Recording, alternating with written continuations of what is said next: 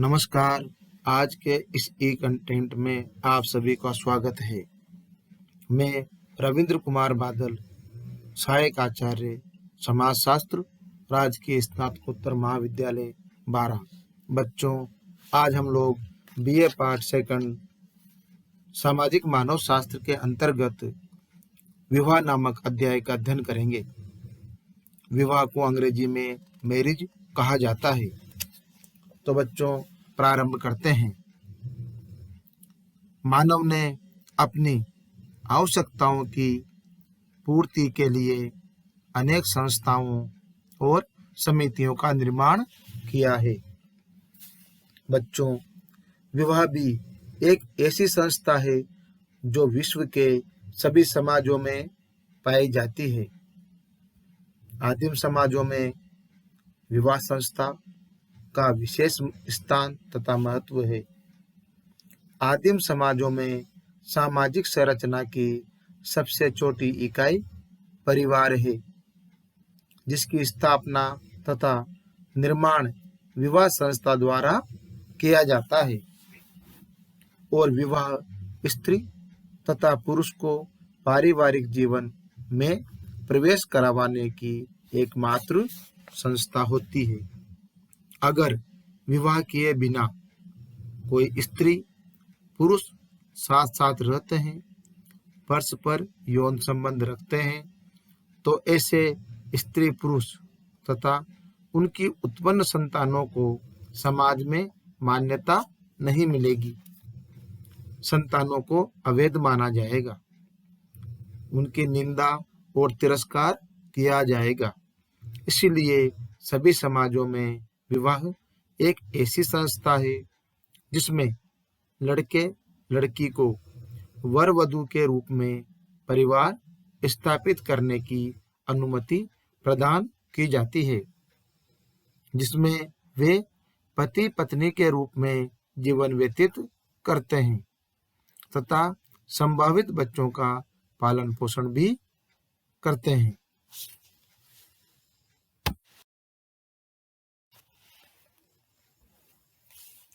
इसके पश्चात अब हम विवाह का अर्थ एवं परिभाषा इसके बारे में अध्ययन करेंगे।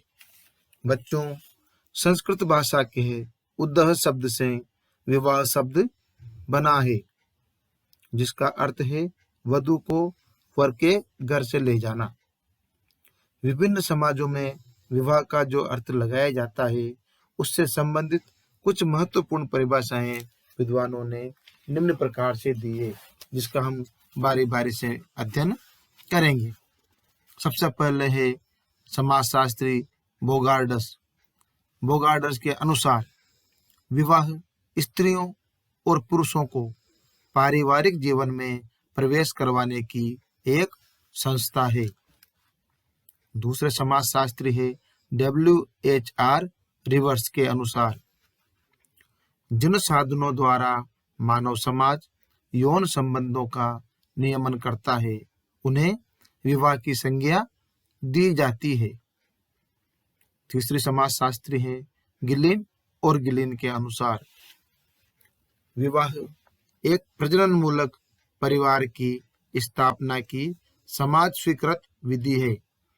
पति पत्नी के परिवार को प्रजनन मूलक परिवार कहते हैं, जिसकी स्थापना विवाह करता है।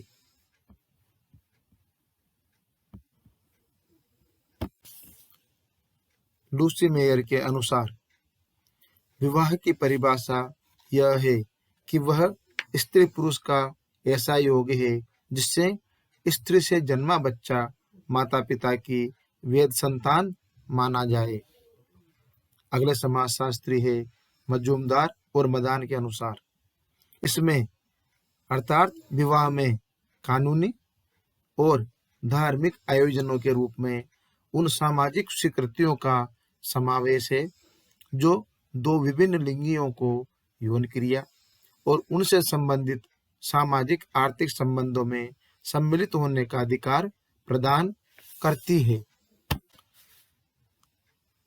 अगले समाजशास्त्री है वेस्टरमार्क के अनुसार विवाह एक या अधिक पुरुषों का एक या अधिक स्त्रियों के साथ होने वाला वह संबंध है जिसे प्रथा या कानून स्वीकार करता है और जिसमें विवाह करने वाले व्यक्तियों के और उससे पैदा हुए संभावित बच्चों के बीच में एक दूसरे के प्रति होने वाले अधिकारों और कर्तव्यों का समावेश होता है। इस प्रकार से बच्चों, उपर्युक्त परिभाषाओं के आधार पर यह निष्कर्ष निकलता है कि विवाह समाज, धर्म एवं कानून द्वारा मान्यता प्राप्त वह विधि है जिसके द्वारा स्त्री पुरुष परिवार की स्थापना एक पुरुष एक स्त्री, अनेक पुरुष एक स्त्री, एक पुरुष अनेक स्त्रियां तथा अनेक पुरुष अनेक स्त्रियां कर सकते हैं। विवाह करके पारिवारिक जीवन प्रारंभ करते हैं और यौन इच्छा की पूर्ति, संतानोत्पत्ति और बालकों का पालन पोषण तथा उनका समाजीकरण भी करते हैं। पति पत्नी तथा संतानों में परस्पर सामाजिक, आर्थिक, कानूनी अधिकार तथा कर्तव्यों की व्यवस्था तभी संभव होती है जब परिवार की स्थापना विवाह नामक संस्था द्वारा की जाती है।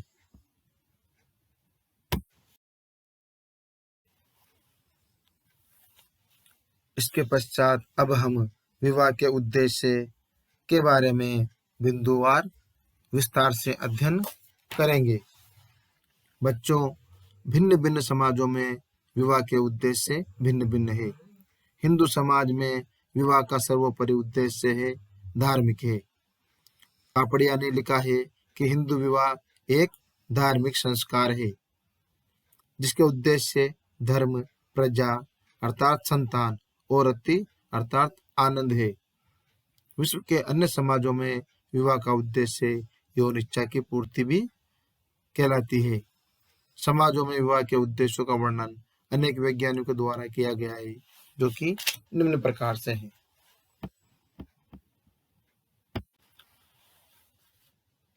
सबसे पहला बिंदु है यौन संतुष्टि। इसके अंतर्गत मुरडॉक ने सोशल स्ट्रक्चर में विवाह के उद्देश्यों का उल्लेख किया है। आपने विश्व के निदर्शन द्वारा चुने 250 समाजों का अध्ययन किया और बताया कि समाजों में विवाह का प्रथम उद्देश्य यौन संतुष्टि या यौन इच्छा की पूर्ति करना है। रिवर्स ने विवाह की परिभाषा इस प्रकार से दी है: जिन साधनों द्वारा मानव समाज यौन संबंधों का नियमन करता है उन्हें विवाह की संज्ञा दी जाती है। मजूमदार तथा मदान ने भी विवाह का उद्देश्य समाज स्वीकृत विभिन्न लिंगियों को यौन क्रिया करने का अधिकार प्रदान करना बताया है। अगर विवाह द्वारा इस उद्देश्य की व्यवस्था नहीं की जाए तो समाज में कामाचार अथवा व्यभिचार की स्थिति पैदा हो जाएगी। इसलिए विवाह का प्रथम और महत्वपूर्ण उद्देश्य परिवार की स्थापना करके यौन संतुष्टि की व्यवस्था करना है। दूसरा बिंदु है संतानोत्पत्ति। इसके अंतर्गत वैज्ञानिकों के अनुसार विवाह का दूसरा उद्देश्य पति पत्नी से जन्मे बच्चों को कानूनी अधिकार प्रदान करना है। हिंदू विचारक भी संतानोत्पत्ति विवाह का दूसरा महत्वपूर्ण लक्ष्य मानते हैं। समाज की निरंतरता के लिए संतानोत्पत्ति आवश्यक है, जिसे विवाह की संस्था द्वारा समाज में नियमित तथा नियंत्रित किया जाता है। मुरडॉक ने लिखा है कि संतानों का समाजीकरण एवं पालन पोषण करने का कार्य भी विवाह तथा परिवार का है। तीसरा बिंदु है आर्थिक सहयोग, इकोनॉमिक कोऑपरेशन। यहाँ पर समाजशास्त्री मुरडॉक ने विवाह के 4 उद्देश्यों का उल्लेख किया है। पहला रति, दूसरा आर्थिक सहयोग, तीसरा संतानोत्पत्ति और चौथा है शिक्षा। आदिम समाजों में आर्थिकी बड़ी कष्टदायक स्थिति में होती है। विवाह संस्था के द्वारा पति पत्नी परस्पर आर्थिक हितों के संबंध में बंध जाते हैं तथा बच्चों का पालन पोषण भी करते हैं। आपने लिखा है कि अगर विवाह संपन्न किए बिना दो विभिन्न लिंगी साथ साथ रहते हैं, रति क्रिया करते हैं, एक दूसरे का आर्थिक भार उठाते हैं, तो वह गैर कानूनी तथा असामाजिक है। विवाह इसलिए एक आवश्यक संस्था है जिसका उद्देश्य स्त्री पुरुष तथा उनके संतानों में परस्पर संबंधों को नियमित करना है। चौथा बिंदु है व्यक्तित्व का विकास। इसके अंतर्गत समाज में व्यक्ति के अनेक सामाजिक गुणों का विकास विवाह उपरांत ही होता है। अविवाहित या तलाक प्राप्त स्त्री पुरुष समाज में इतने व्यवहार कुशल, गंभीर और समायोजन करने वाले नहीं होते हैं जितने पति पत्नी, पिता माता आदि परिस्थितियों के व्यक्ति होते हैं। मनुष्य का विवाह के बाद ही पूर्ण व्यक्तित्व विकसित होता है। विवाह से पूर्व व्यक्ति का निर्माण नहीं हो पाता। पूर्ण व्यक्ति तो तब बनता है जब उसके संतान उत्पन्न हो जाती है। पूर्ण व्यक्ति वही कहलाता है जिसके पत्नी और संतानें हो। पांचवा बिंदु है पारिवारिक उत्तरदायित्व। इसके अंतर्गत बच्चों परिवार में व्यक्ति की स्थिति दो प्रकार की होती है, एक संतान के रूप में तथा दूसरी पिता के रूप में होती है। जब वह छोटा होता है तो उसके माता पिता तथा अन्य स्वजन उसका पालन पोषण करते हैं। इस ऋण को चुकाने के लिए विवाह करके अपने वृद्धजनों की सेवा पत्नी के साथ करनी चाहिए। परिवार से संबंधित अनेक उत्तरदायित्वों को व्यक्ति अकेला पूरा नहीं कर पाता है। पति पत्नी मिलकर ही अपनी संतानों का पालन पोषण अच्छा कर सकते हैं।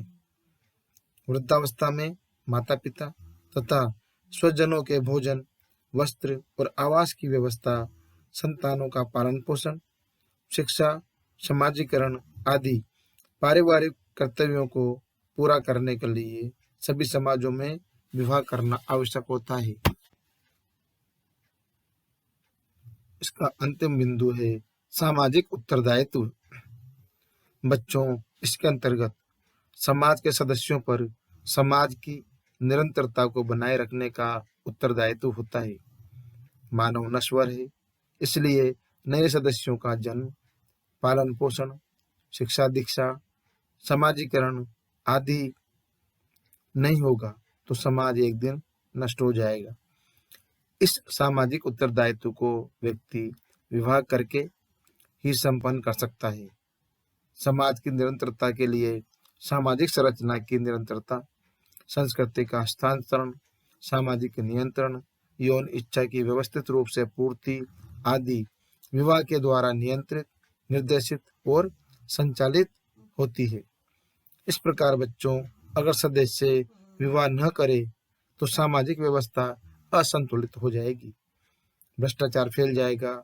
इसलिए व्यक्ति के द्वारा अनेक सामाजिक उत्तरदायित्वों को पूर्ण करने के लिए विवाह को एक आवश्यक कर्तव्य तथा संस्था कहा गया है।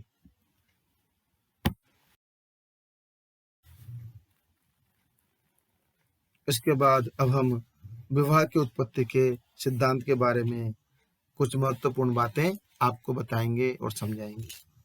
बच्चों, सामाजिक मानव शास्त्रियों के लिए यह अध्ययन करना महत्वपूर्ण तथा स्वाभाविक है कि विवाह नामक संस्था की उत्पत्ति और विकास मानव समाज में कब, कहाँ और कैसे हुई। विवाह द्वारा परिवार की स्थापना कैसे होती है, जैसा स्वरूप, व्यवस्था तथा प्रकार विवाह का होगा, उसी के समानांतर स्वरूप, व्यवस्था तथा प्रकार परिवार का होगा। एक विवाह प्रथा एक विवाही परिवार का निर्णायक है। बहुपति विवाही परिवार को जन्म देता है।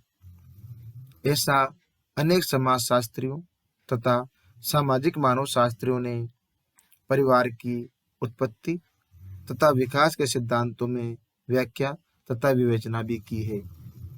इसलिए विवाह की उत्पत्ति तथा विकास के सिद्धांतों की विवेचना हमने पिछले जो अध्याय था परिवार, उसमें तरीके से समझा दी गई है।